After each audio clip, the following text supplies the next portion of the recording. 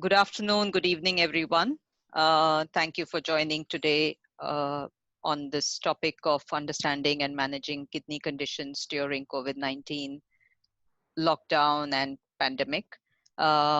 Just a quick introduction of Patients Engage. We're an online platform operational for 5 years, focused on holistic and evidence-based management of chronic conditions from the perspective of patients and family caregivers. We strongly believe in the value of lived experiences and how being empowered and being engaged and proactive about your own health leads to better quality of life as well as better health outcomes. So really understanding your disease improves your decision making, improves your ability to talk to your doctor as well. We've been doing webinars for about 22 months. And over the last 6 weeks, we've really increased the number of webinars we've been doing, addressing the concerns that patients have for various conditions. As part of that, we have been doing this 10-language series along with Kidney Warriors Foundation about how kidney patients can stay safe and well during COVID-19 and how things change in stages of lockdown, in stages of fewer restrictions, and so on. This session, just if people are getting confused, will switch to Marathi. I'm just doing the introduction in English. So today we are very honored to have Dr. Mukesh Shete, a senior nephrologist from Mumbai, and Prasann Yedekar, who's been a dialysis patient for more than 2 years. Prasann will also be the moderator for this session and will ask questions on behalf of the audience as well as the questions you've sent us before. Quick guideline, this does not replace your personal consultations. This session is being recorded, and if you're logged into Zoom, you can post your questions on the Q&A. If you are on Facebook, you can put them on the live feed and somebody will transfer them to us so that we can answer those questions. If you have, as always, you can follow us on patientsengage.com or on our Facebook page, Twitter, Instagram, also subscribe to our YouTube channel. All of these get recorded and put up on YouTube as well. And if you have anything to write, you can share to us at editor@patientsengage.com. Yeah, right. So, and before I forget, next week, day after Thursday, we are doing a similar session in Kannada. So I will stop sharing and hand over to Prasann to start the discussion. Thank you so much. Welcome, Dr. Shete. माझं नाव प्रसन्न येडेकर आहे आणि मी पुण्यात राहतो. आणि आमच्याकडे जे आता पहिल्यांदा जे प्रश्न आले आहेत ऑलरेडी, ते पहिला प्रश्न मी तुम्हाला विचारतो म्हणजे हे डायलिसिस पेशंट्स आणि हे ट्रान्सप्लांट पेशंट जे आहे त्यांची रिस्क किती पर्सेंटेज हायर असेल from the normal persons from म्हणजे इन्फेक्ट व्हायला? सो बेसिकली त्याच्यात 2 भाग आहेत की किती जणांना हे इन्फेक्शन होईल आणि त्यात किती लोकांना या इन्फेक्शनचं स्वरूप सिरियस असते. जेव्हा आपण म्हणतो इन्फेक्शन होईल, आता जसं जनरल पॉप्युलेशन मध्ये पण इन्फेक्शन होण्याचे चान्सेस वाढले असल्यामुळे ते आपल्या किडनी पेशंट्स या सबग्रुप मध्ये इन्फेक्शन होण्याचे चान्सेस थोडे जास्त आहेत.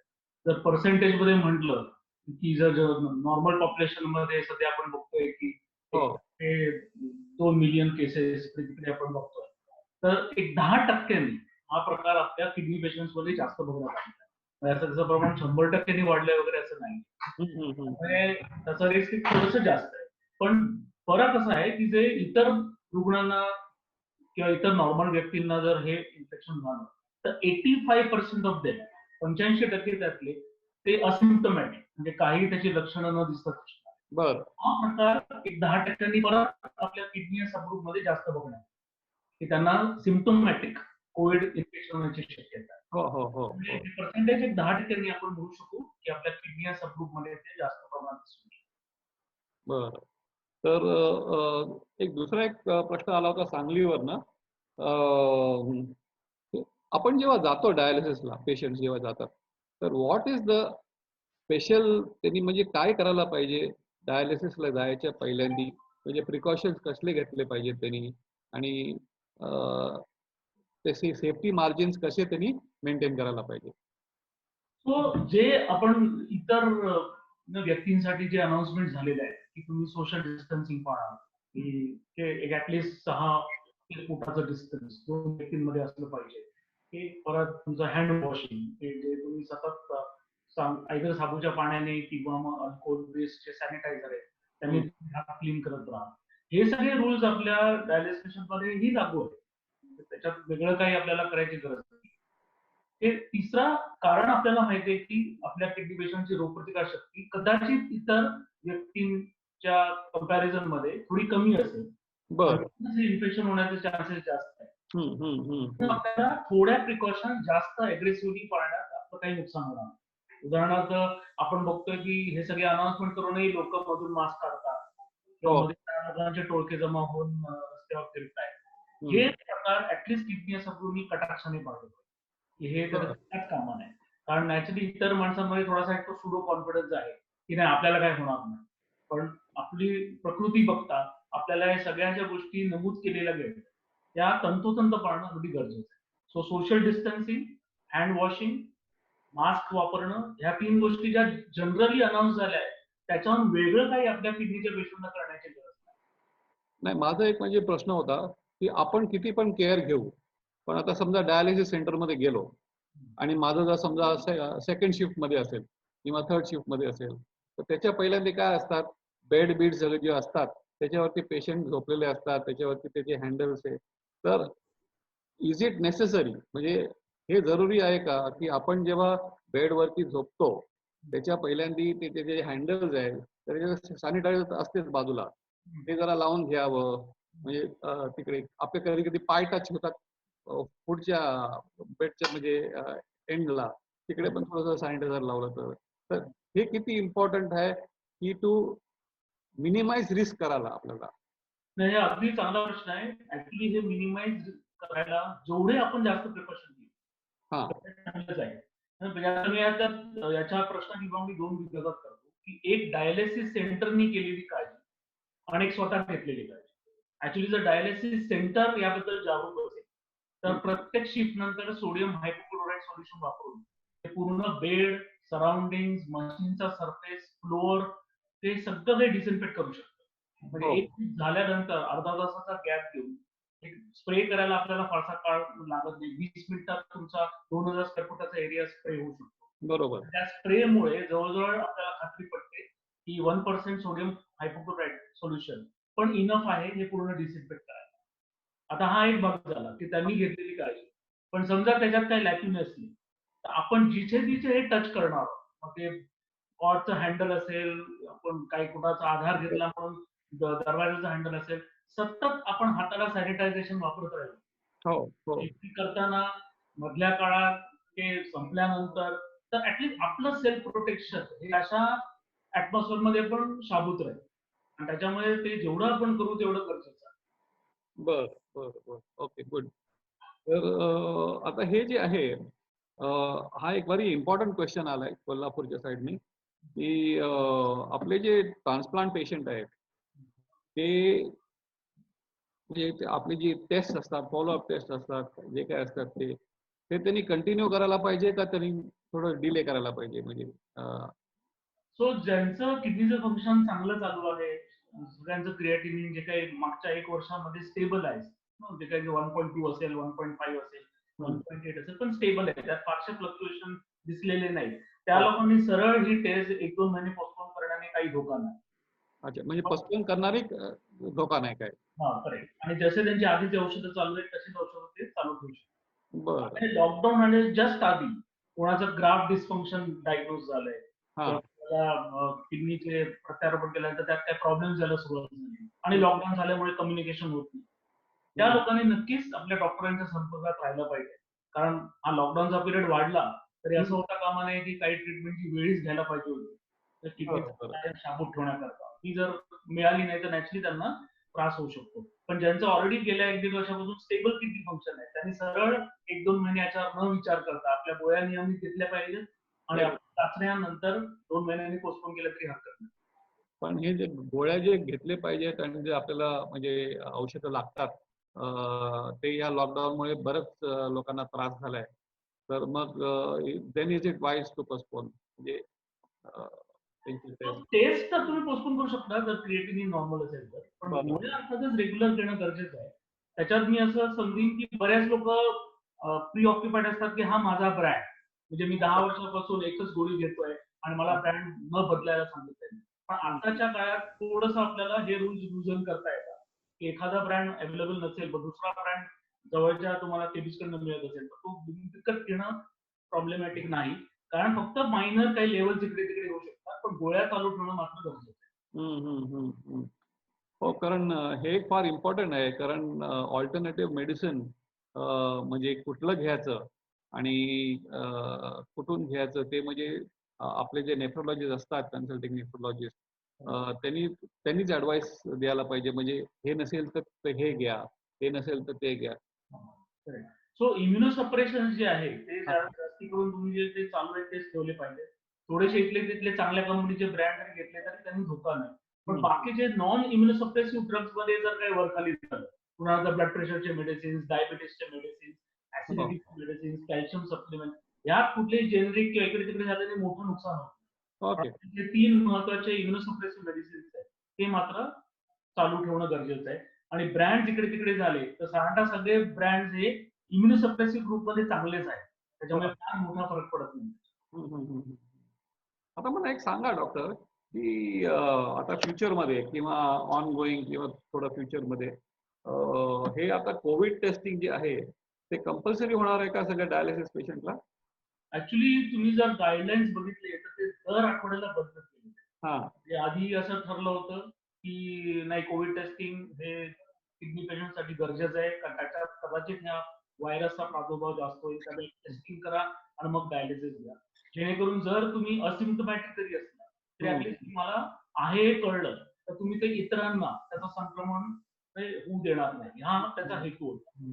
नंतर असं झालं की एवढे सगळ्या टेस्ट प्रिस्क्राईब व्हायला लागले की आपल्या जे अवेलेबल किट्स आहेत त्या अपुऱ्या पडायला, त्यामुळे शासनानेच थोडे नियम बदलले. आता जर सिम्प्टोमॅटिक तुम्ही असा, तुम्हाला जर काही लक्षणं सुरू झाली, खोकला येईल, ताप येईल, बॉडी पेन येईल, तर टेस्ट तुमची कमी होईल, किंवा भूक कमी लागली, पोटात दुखलं, जुलाब झाले, असे काही सिम्पटम्स तुम्हाला जे दिसण्यात आले तर मात्र नक्कीच तुम्ही ती टेस्ट करून घ्या. त्यामुळे आता ते ऑप्शनल ठेवलंय, म्हणजे एक्सेप्शन या सर्वात ठेवलेलं आहे की तुम्ही डायलिसिस मध्ये आहात म्हणून टेस्ट करा अशी गरज नाही, पण जर तुम्हाला लक्षणं सुरू झाली तर नक्कीच तुम्ही टेस्ट करा. Okay okay okay. आणि हे जे टेस्ट आता समजा मी आता एका हॉस्पिटलमध्ये जातोय माझ्या याच्यासाठी डायलिसिससाठी, तर मला ते टेस्ट तिकडेच करायला लागतील का गव्हर्नमेंटच्या याच्यामध्ये करायला लागतील? नाही, ऍक्च्युली गव्हर्नमेंटमध्ये टेस्ट करायला हरकत नाही. इनफॅक्ट तिथे तर कदाचित त्याचे चार्जेसही कमी असतील किंवा फी पण असेल. पण प्रश्न असा आहे की तो टेस्ट केल्यानंतर त्यांचा रूल असा आहे, सुरुवातीला असा होता की तो रिपोर्ट येईपर्यंत तुम्ही त्यांच्या एरियातच क्वारंटाईन झाला. ओके. प्रत्येक पेशंट हा पोटेन्शियली कोविड पॉझिटिव्ह पेशंट आहे असं बीएमसी मानतो, आणि एकदा तुम्ही रिपोर्ट केला की तुम्हाला तोपर्यंत रिलीज करता येत नाही जोपर्यंत तो रिपोर्ट निगेटिव्ह नाही. हे थोडं लोकांसाठी इनकन्व्हिनियंट होतं, कारण त्यांचे डायलिसिसचे शेड्यूल्स असतात आणि वगैरे वगैरे. त्यामुळे साधारणतः ते प्रायव्हेट मध्ये लवकर होतं, तुम्हाला 48 तासात रिपोर्ट मिळतो, आणि हा प्रकार तिथे ऍप्लिकेबल नाही की तुम्ही क्वारंटाईन व्हा किंवा रिपोर्ट येईपर्यंत तुम्ही कुठेतरी बांधील राहा. त्यामुळे साधारणतः सोयीच्या दृष्टीने प्रायव्हेट मध्ये करणं ते सोपं आहे. मला एक प्रश्न होता की आपलं हे जे गव्हर्नमेंटचे जे सेंटर्स आहेत, टेस्टिंग सेंटर, त्याचे रिपोर्ट येण्याचा टाइम आणि प्रायव्हेट हॉस्पिटलचं म्हणजे रिपोर्ट येण्याचा टाइम मध्ये फरक आहे का? विशेष नाही. इव्हन बीएमसी मध्येही 48 तासात तुम्हाला रिपोर्ट मिळतो. ओके. फक्त ती टेस्ट करायला मोठी लाईन असते. अरे बापरे. ओके. त्यामुळे साधारणतः आम्ही बघतो की म्हणजे तुम्ही एकदा पोहोचलात की तुमचं ब्लड म्हणजे काही स्वॅब घेणार किंवा काही सलाह घेणार किंवा नेझल स्वॅब घेणार, तरी तुम्हाला 2-3 तास जातात, आणि ते घेतल्यानंतर सुद्धा तुम्हाला थोड्या वेळ तिथे थांबायला लागतं, कदाचित 24 तास, कदाचित 48 तास, जोपर्यंत तो रिपोर्ट येतो. आता त्याच्यातही शिथिलता येते, कारण सगळ्यांना क्वारंटाईन करणं पण आता बीएमसीला अवघड होणार आहे, कारण नॅचरली केसेस वाढत आहेत आणि त्या मानाने आपल्याकडे अपुरे व्यवस्था आहे. म्हणूनच मग आता त्यांनी तेही शिथिल केलंय की जर तुमचा एरिया चांगला असेल, तुम्हाला self content bathroom, self content घर असेल, तुम्ही स्लम्स मध्ये राहत नाही, तर मग तुम्हाला टेस्टिंग नंतर रिपोर्ट येईपर्यंत आमच्याकडे राहण्याची गरज नाही, तर आता तुम्ही तुमच्या घरी राहू शकता. इंटरेस्टिंग आहे. आता हे जेव्हा सेंटर्स जेव्हा क्लोज होत आहेत त्याचं रिझन काय सेंटर्स क्लोज करतात? म्हणजे इज इट बिकॉज की एक पॉझिटिव्ह पेशंट निघाला म्हणून क्लोज करतायत का भीतीने क्लोज करतायत की म्हणजे होईल असं? ऍक्च्युली सुरुवातीला गाईडलाईन्स एकदम क्लिअर नव्हते, त्यामुळे जिथे जिथे असा एखादा जरी पेशंट पॉझिटिव्ह आला, हा जर डायलिसिसचा रुग्ण पॉझिटिव्ह आला किंवा त्यांचा स्टाफ पॉझिटिव्ह आला किंवा सिक्युरिटी गार्ड त्यांचा पॉझिटिव्ह झाला, तर पोटेन्शियली त्याच्या कॉन्टॅक्ट मध्ये येणारे सगळे लोक क्वारंटाईन व्हायला पाहिजेत. आणि जर पुष्कळ लोक त्याच्या कॉन्टॅक्ट मध्ये आले असेल तर ते हॉस्पिटलच आपण टेम्पररी क्लोज केलं पाहिजे. हा नियम होता अगदी सुरुवातीला, म्हणजे सुरुवातीच्या एप्रिलच्या काळात. पण जसजसे हे डायलिस सेंटर बंद पडले, काही हॉस्पिटल्स बंद पडले, नॅचरली एक्झिस्टिंग सिस्टमवर त्याचा भरपूर लोड आला. नंतर थोडं हे शास्त्रीय दृष्ट्या पण अगदी गरजेचं नाही असंही आपल्याला कळून आलं. नंतर आपण हे रूल्स बदलले. आता त्याच्यात रूल्स असे आहेत की हॉस्पिटल चालू राहिलं पाहिजे, तुम्ही तो एरिया डिसइन्फेक्ट करायचा, जास्तीत जास्त डायलिस सेंटर 24 तास तुम्ही बंद ठेवायचं, 24 तासानंतर ते सेंटर चालू झालं पाहिजे. स्टाफ तेव्हा त्याच्याशी संलग्न असेल तो फार तर क्वारंटाईन करायचा, म्हणजे जे स्टाफ त्या ड्युटीवर नसतील ते परत डायलिसिस करायला तयार असतील, आणि त्याच्यामुळे ऍटलीस्ट गैरसोय होणार नाही, कारण सेंटर चालू आहे.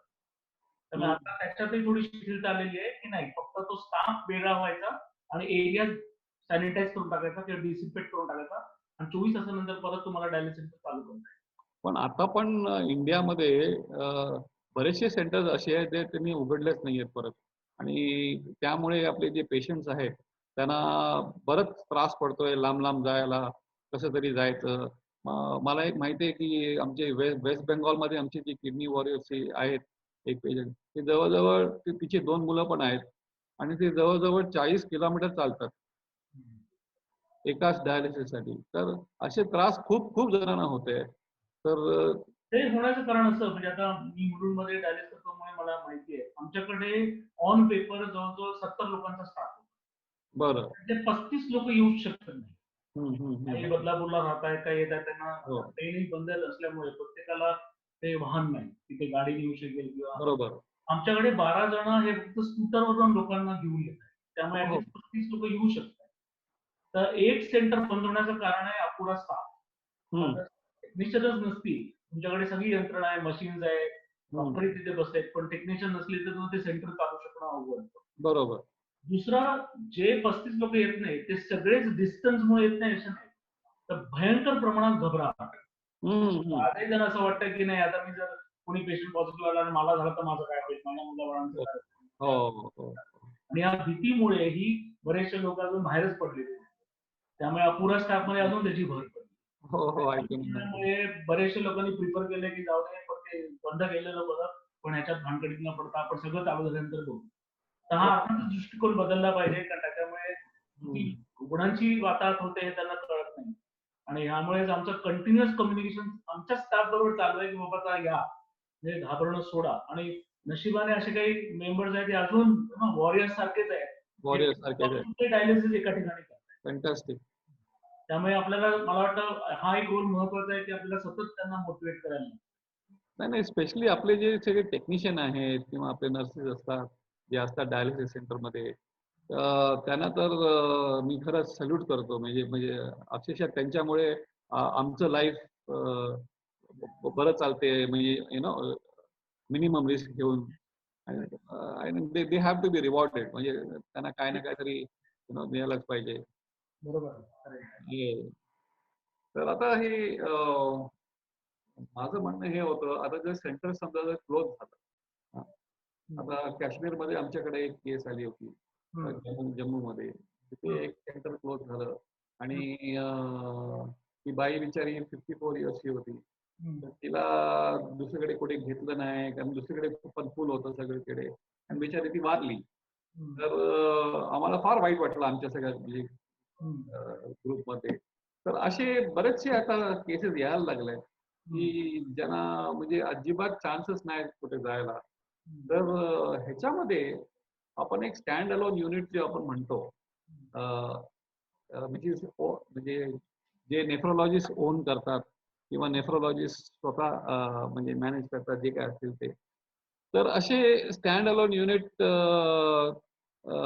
प्रमोट करू शकतो का आपण गव्हर्नमेंट थ्रू किंवा थ्रू मिनिस्ट्री ऑफ हेल्थ, की आपल्याला म्हणजे कसं दर डिस्ट्रिक्टमध्ये किंवा दर एरियामध्ये एक तरी स्टँड अलोन युनिट म्हणजे पाहिजे. आणि त्याचा कॉस्ट जर बघितला तुम्ही तर आजच्या ह्याच्यामध्ये एक मोठी स्टडी झाली होती मुंबईमध्ये. तर त्याच्यामधलं मी तुम्हाला काहीतरी सांगतो, एक मिनिट. मुंबईमध्ये आता 17 किंवा 19 फ्री स्टँड अलोन युनिट्स आहेत, विच इज ओन बाय, म्हणजे जे नेफ्रोलॉजिस्ट ओन करतात त्याच्यामध्ये. आणि 112 टोटल सेंटर्स आहेत मुंबईमध्ये. तर ह्याच्यामध्ये काय आहे की हे जे डायलिसिसचे कॉस्ट जे नेफ्रोलॉजिस्ट स्टँड अलोन युनिटमध्ये आहे ते 700 रुपये म्हणजे ॲव्हरेज पडते, इन्क्लुडिंग पेमेंट फॉर द आपलं जागा. आणि कन्झ्युमेबल्स जे आहे ते फक्त 290 रुपये आहे, सगळे मटेरियल हे पकडून सगळं. तर आणि दुसरी म्हणजे फिलॉन्थ्रॉफी किंवा NGO म्हणा, जसं LNT आहे, जसं काय आहे. तर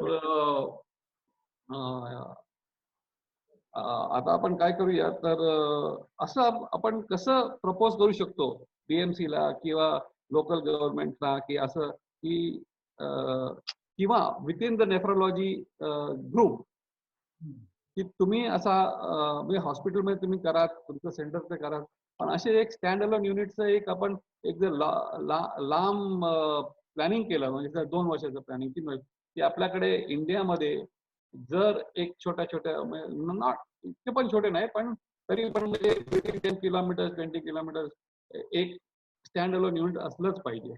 तर हे आपण कसं करू शकतो?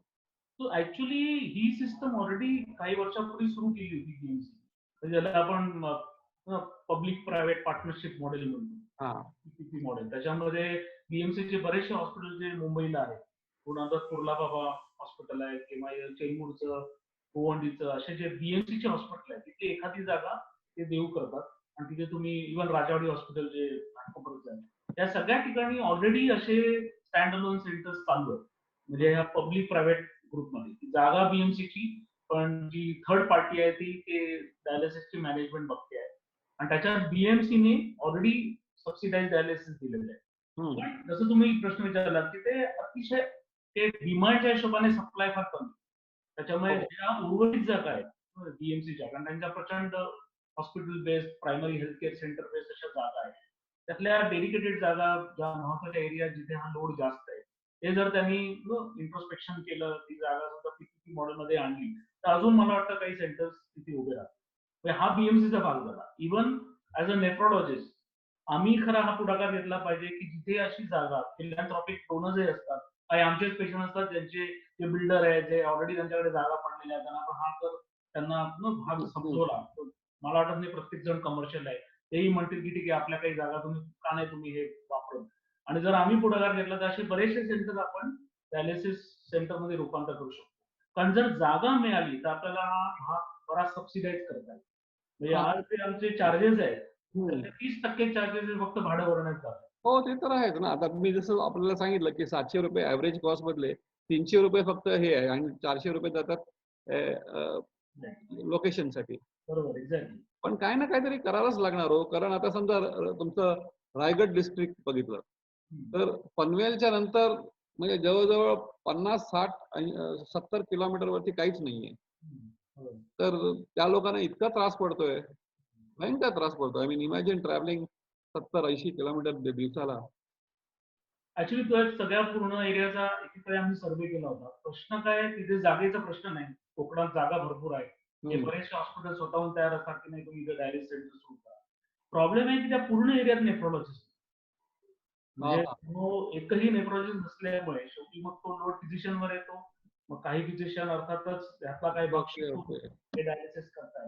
मुंबईत तो प्रश्न नाही, आपल्याकडे 125 नेफ्रोलॉजिस्ट भरपूर आहेत. अनफॉर्च्युनेटली पनवेलच्या पुढे आपल्याला नेफ्रोलॉजिस्ट मिळणं अवघड होतं. इव्हन अप टू रत्नागिरी कोणी नेफ्रोलॉजिस्ट नाही. त्यामुळे एकदा कदाचित लोकल जे MBBS MD करून नेफ्रोलॉजिस्ट झाले तर मला वाटतं ही चेन लगेचच तिकडे निर्माण होईल. नेफ्रोलॉजिस्ट पण एक 100 किलोमीटरचा एरिया सहज कव्हर करू शकतो डायलिसिस सेंटर. डॉक्टर, आपण थोडं जरा मायक्रोफोन थोडं जवळ घ्या ना आपल्याला. आवाज जरा हे होते, ब्रेकअप होते. ओके, आता ठीक आहे. आता ठीक आहे, नो प्रॉब्लेम. तर आता हे जे असं तसंच इंडियामध्ये बरेचशा जागा असतील जिथे नेफ्रोलॉजिस्ट नाहीच आहे. बरोबर. तर मग तिकडे मग म्हणजे जाणार कोण आणि कसं ते आपण तिकडे प्लेसमेंट करणार नेफ्रोलॉजिस्ट? म्हणजे आपण जसं म्हणतो की आपण घोड्याला पाणी देतो, पण घोड्याला पाणी म्हणजे पियाला सांगू नाही शकत.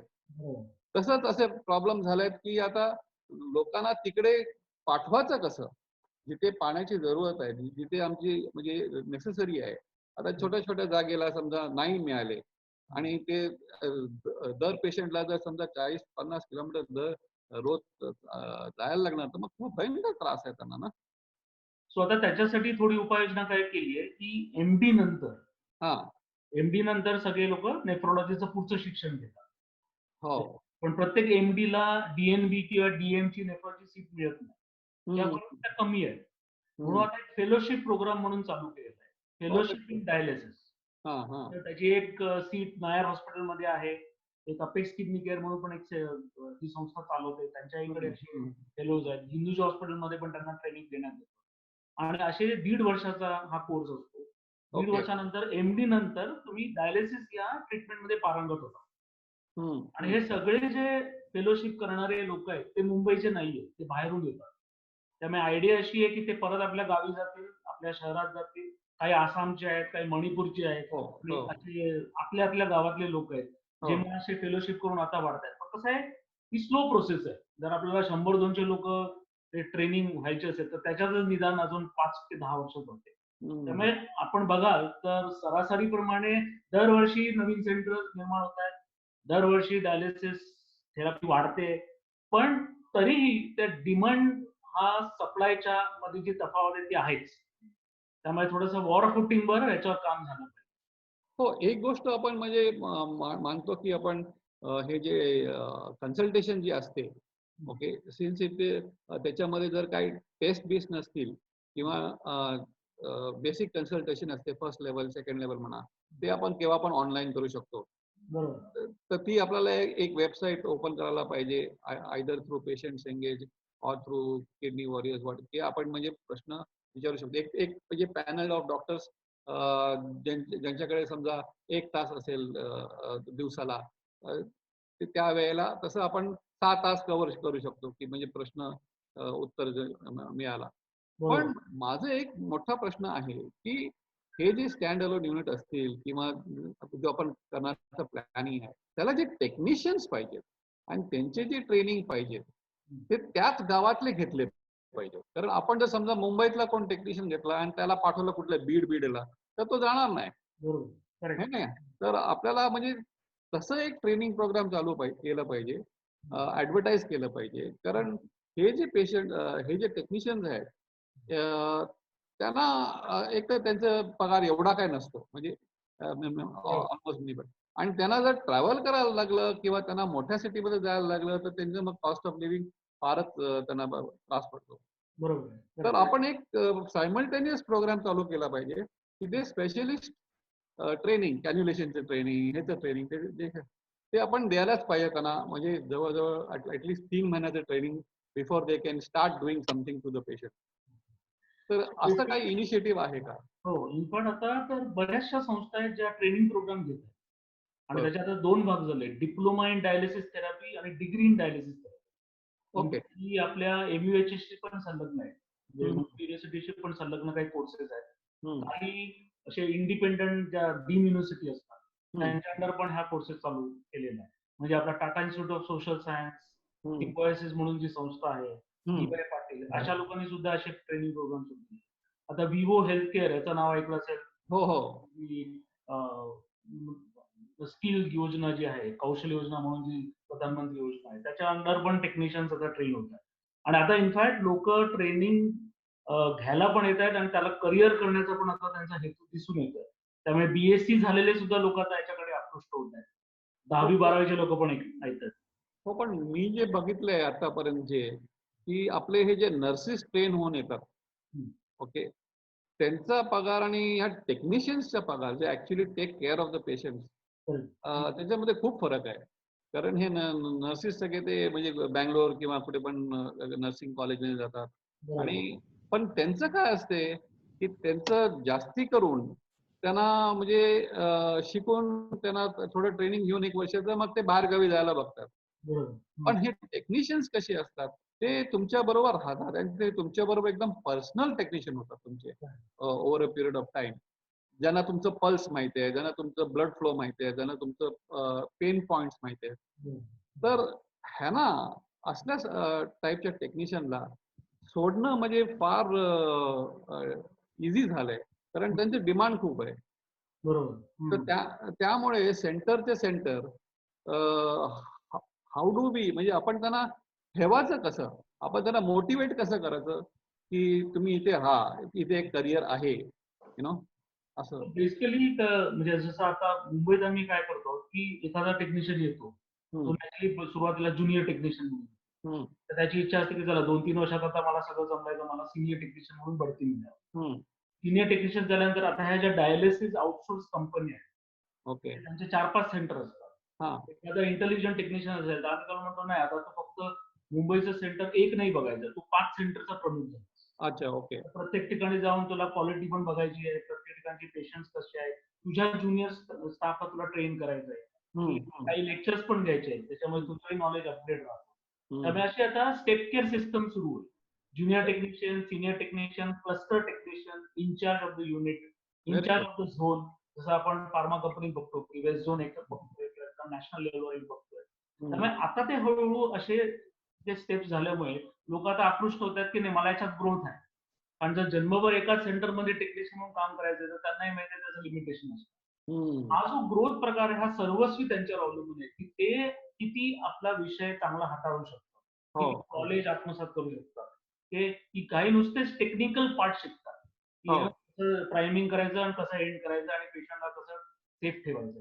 वर्सेस त्याचे सगळे बारकावे, मशीनचे बारकावे, डिसइन्फेक्शनचे बारकावे, फिजिकल चेंजेस ऑफ द पेशंटचे बारकावे, म्हणजे जवळजवळ डायलिसिस नेफ्रोलॉजिस्ट पर्यंतचं त्यांनी नॉलेज काही काही लोकांनी अक्वायर केलेलं आहे. कदाचित कधी कधी आम्हाला टेक्निकल आम्हालाही न समजल्यामुळे आम्हाला त्यांना विचारायला बाबा हे अचानक असं काय झालं, आणि ते एकदम पटदिशी त्याचं उत्तर देतात कारण त्यांना टेक्निकल ऍस्पेक्ट पण चांगला माहिती असतो. देर इज ग्रोथ, म्हणजे ते नक्कीच ते जर आपण हा विषय चांगला आत्मसात केला तर नक्कीच ते पुढची पायरी गाठवू शकतात, त्यात त्यांची उत्क्रांती होईल आणि इव्हन व्यावसायिक दृष्ट्या ते पुढे जातील. Doctor, sorry, can I interrupt? There's a couple of questions that have come in. I think they want answers in English. So one patient had a transplant 1 month back and wants to know how he can visit his doctor on Pedder Road. Can he go and he should visit or he should not, or what should he do?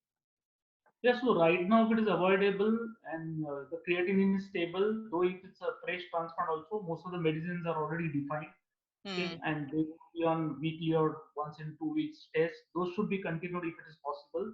But there is no urgent need to meet a doctor, because meeting the doctor would mean they have to come out from the house, take a vehicle, reach up to it. That we don't know what would be the atmosphere in a particular healthcare center. Are there many people around and things like that? So if it's avoidable, one should avoid. Try to just consult on telemedicine or maybe on WhatsApp and try communicating your problems with your nephrologist. And many times they'll be happy to solve those. In fact, they also wouldn't encourage the personal visit. So if it's avoidable, just avoid. Right. And one more question: how to manage dry weight? That's a question from a patient. So dry weight is an ever-changing phenomenon. Dry weight, by definition, is a weight at which you don't have signs of fluid retention, as well as you don't have signs of dehydration. So it's an equal volume-based entity. But let's assume that now you are on a good diet and your actual weight is increasing because you have been on a good protein diet or a fat diet or carbohydrate diet. So naturally your water weight is not increased. It's actual weight which has gone up. So we have to increase the dry weight. Versus you have been sick, your appetite is low, yet the weight has been maintained at a higher level. So probably your good weight is already replaced by water weight. And it is falsely maintained at a higher level. So how we differentiate is, anyone on dialysis gets cramps. That means there is no fluid in the body, but someone is honestly trying to remove it. Then actually, your dry weight is actually gone up, because you should not be getting cramps while fluid is getting removed. Versus once the fluid 4 or 5 liters was easily removed, and if you started feeling better after 5 liters of fluid removal, the breathlessness went away. Night you are able to sleep in a supine position. All that would mean that you are falsely maintaining higher weight, but actually your dry weight is low, and your 5-liter fluid removal has helped you.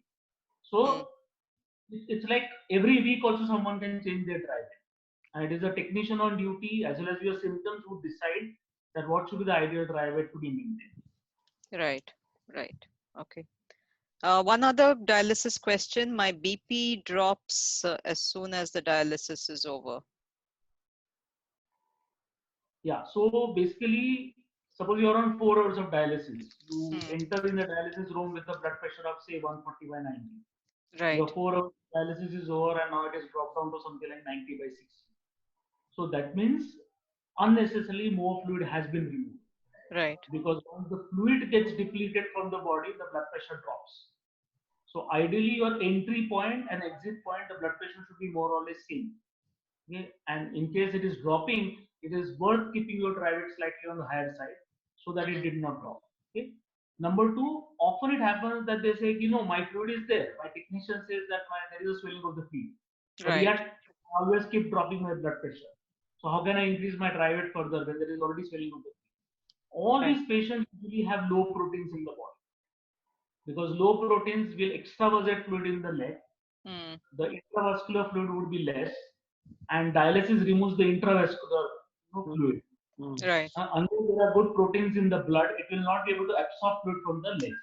So try increasing your proteins, and the swelling will disappear. Okay. There is a question come from one of the patients, Amit Shah. He has asked, should you eat during dialysis? And if so, what type of food should you eat during dialysis? Yeah, so roughly people lose around 8 to 10 grams of protein while they are on dialysis. That's an intradialytic loss of protein. So what we normally recommend is whatever you eat should contain 10 grams of protein. Okay. Unfortunately, what we see is they eat batata vada, or they eat sometimes idli sambar, or they eat sandwiches. All are carbohydrate based. Correct. So that actually doesn't serve our purpose. It just gives you instant energy because it is carbohydrate. Try replacing those with protein. So carry, something like say 250 grams of paneer with you. Okay, or maybe a few almonds or walnuts. Okay, they would help because you can take a protein bar, you can take protein shakes, you can take some soya made entities or say whey protein related entities. So if you start eating proteins on dialysis, that will really help scientifically. All other entities would Doctor, some of the hospitals have got fixed menu and you can't do anything about it. Like, they offer say idli, sambar, upma or dosa, or maybe a sandwich, either a veg sandwich or a cheese sandwich. In that case, then should you carry your own? Is it better to carry your own? That food is not bad. That is giving you carbohydrate related energy because there is an energy loss on dialysis also. Correct. That exhaustion, which is carbohydrate based, is replaced. But in the long run, to make up your body, or the excessive wear and tear of your body on dialysis, would be prevented only if you take proteins. Fair enough. And that's the reason that probably you should carry extra protein and prevent that wear and tear. There is also a method which people are using for their BP, which even I am in fact using, is that I carry 200 ml of limbu sharbat, salt and sweet. Correct. So I have 50 ml every hour on the hour. So that helps the BP stabilize. And also it gives, because there's a huge lack of sugar. आपलं sugar बरंच जाते खाली. तर ते उठल्यानंतर it should not be a case की तुमचं sugar एवढं पडलंय की तुम्ही चक्कर येऊन पडणार. So it balances that out. Would you advise that to all the patients who are on dialysis, that it may be a good, you have to increase maybe the NS return at the end of dialysis to manage that or whatever. But हे तुम्ही recommend करू शकता का की म्हणजे हे घेतलेलं बरं होईल? हो बरोबर आहे. म्हणजे आता शुगर तर फार महत्वाची आहे. When you take lime juice, citric acid जे लेमन मध्ये आहे, that is just an antioxidant and it's a good agent basically. Yes. With sugar is no issue.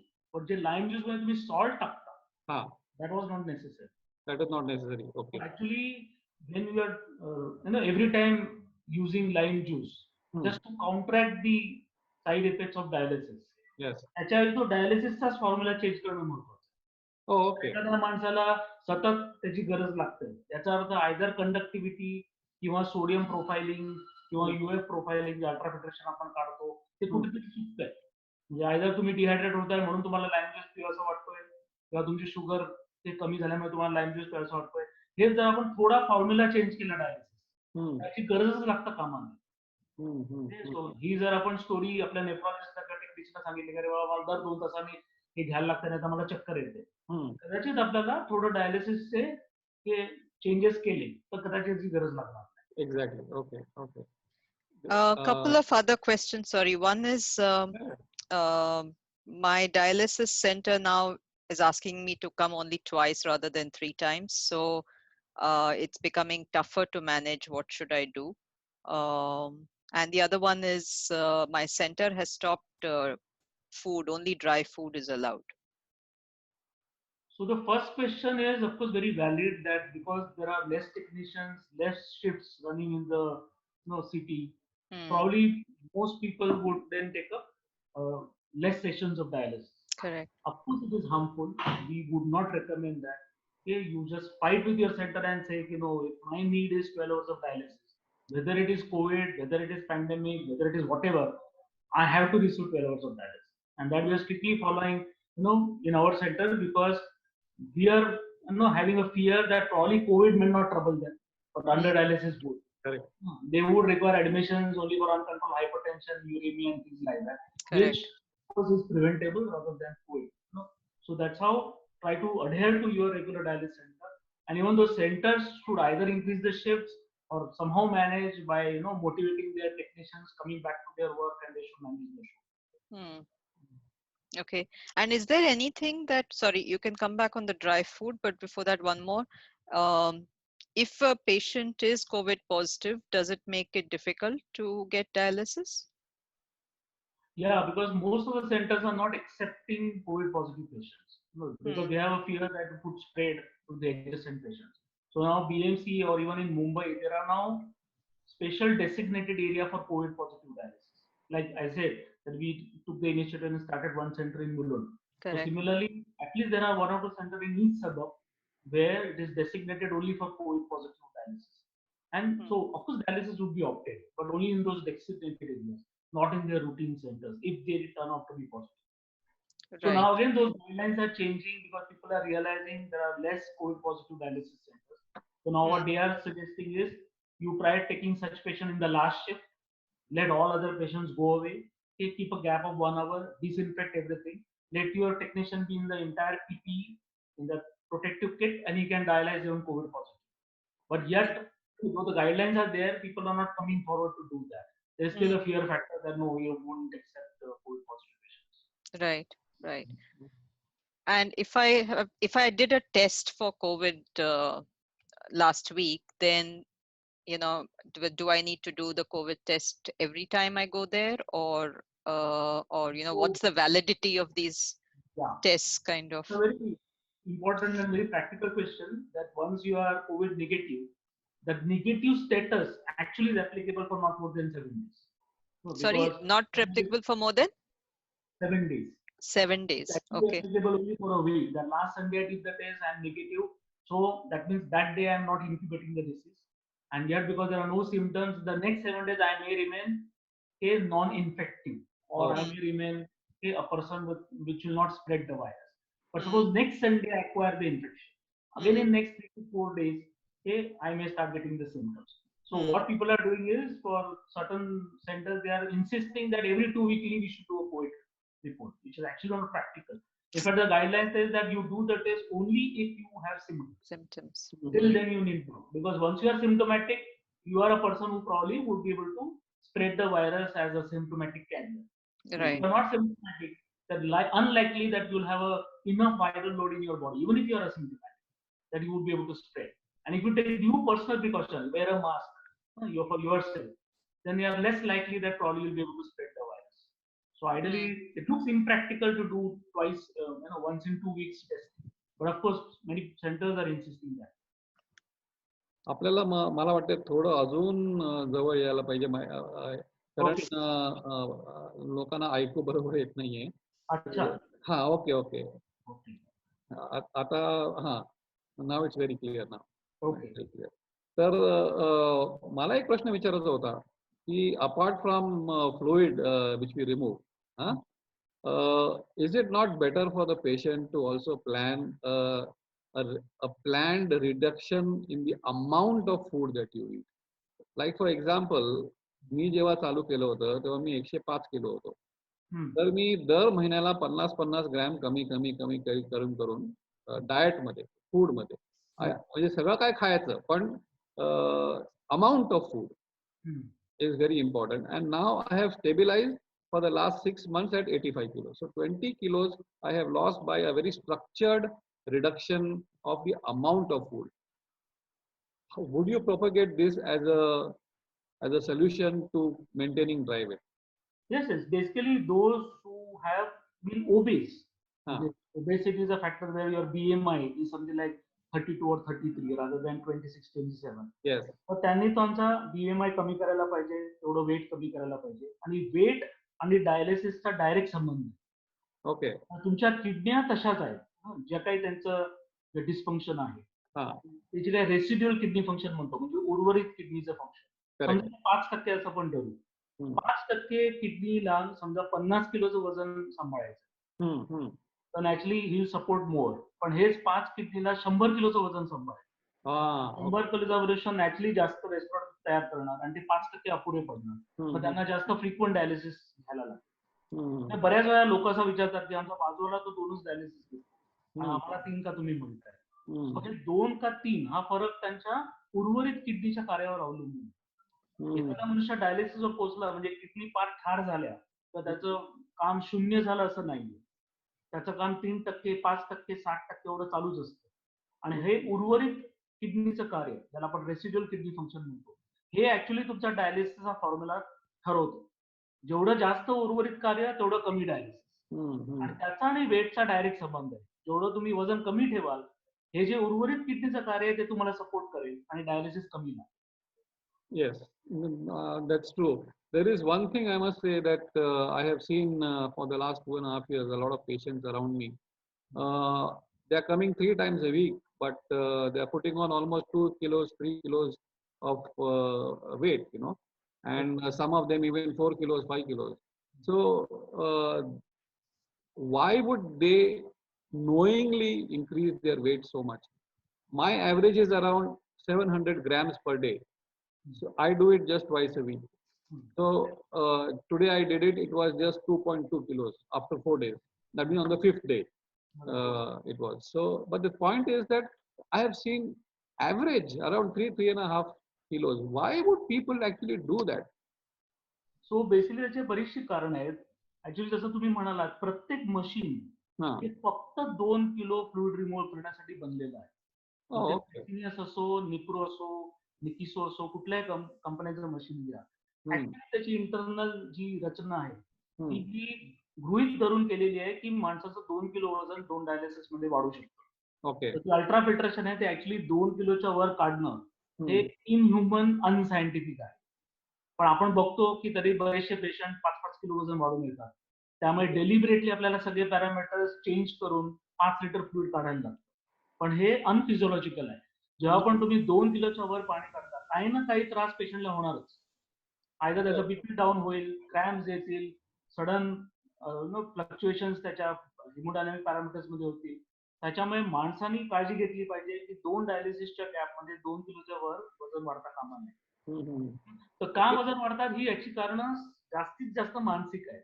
काहींना असं वाटतं की आपण डायलिसिस सुरू केलं म्हणजे आपल्याला आता लायसन्स मिळालं काही खायला काय, त्यामुळे ते नॅचरली ओव्हर इटिंग करतात, एस्पेशली लिक्विड जास्त घेतात. दुसरं, बऱ्याच वेळा ते त्यांचं जे हाय सॉल्ट डाएट आहे त्याच्यामुळे पाणी रिटेन होऊन त्यांचं पाण्याचं वजन अव्वाच्या सव्वा वाढतं. Okay. So what actually decides your residual kidney function? तो तुमचा जो मूळ आजार आहे, ज्याने किडनी खराब झाल्या, आता उदाहरणार्थ डायबिटीसमुळे किडनीची खराबी जेव्हा होते तेव्हा रेसिड्युअल किडनी फंक्शन फार अत्यल्प असतं. पण स्टोनमुळे किडनीची खराबी येते. त्याच्यात पॅची एरियाज किडनीचे अजूनही कार्यरत असतात. आणि त्याच्यामुळे त्यांचं रेसिड्युअल किडनी फंक्शन हे थोडंफार मेंटेन असतं.